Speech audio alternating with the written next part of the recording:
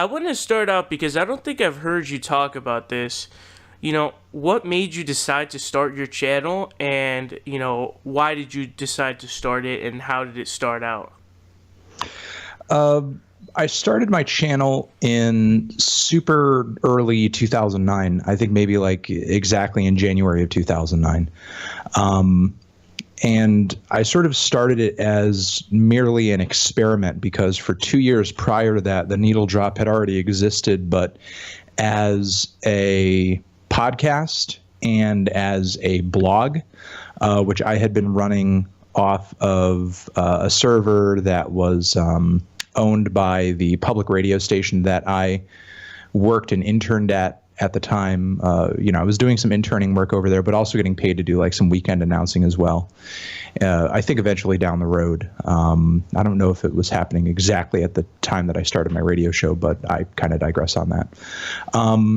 So I was kind of doing that for a while, and while it was really cool to kind of have that very slight touch of industry credibility, I mean, I think, the NPR connection kind of maybe got me like some album promos and probably some interviews that I wouldn't have gotten otherwise. I still wasn't really making a career out of what I was doing. I think maybe I was not fit for that audience or something, or at least I knew that for the group of people who I wanted listening and watching, or I mean, again, not at that time watching, but listening or reading whatever I was doing. Those people, those young music listeners that I wanted to reach, they weren't really on, NPR. They weren't really listening to NPR podcasts. And I'm like, okay, like how am I going to reach this group of people? I was already a huge fan of YouTube.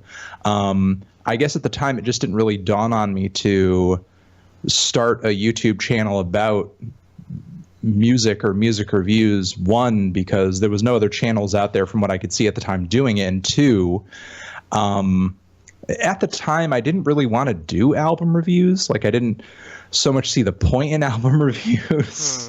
I had basically said to myself, I want to create the kind of content based around music that I would want to consume, period. And that's essentially you just kind of turn people onto stuff and just kind of play the song, give people a little bit of background and insight as to why it's good and what makes it special, and then just kind of move on, kind of be a curator, be a tastemaker.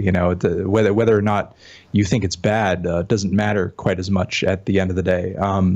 When, in fact, when I started eventually dropping my opinions on YouTube, like that's exactly kind of the response I started getting, a demand for it. Now, of course, it took a long time, and it was very slow going, and it's very much still even now an uphill battle of sorts, because the thing is, like with doing reviews and putting your opinions out there, it's very much a game of trust.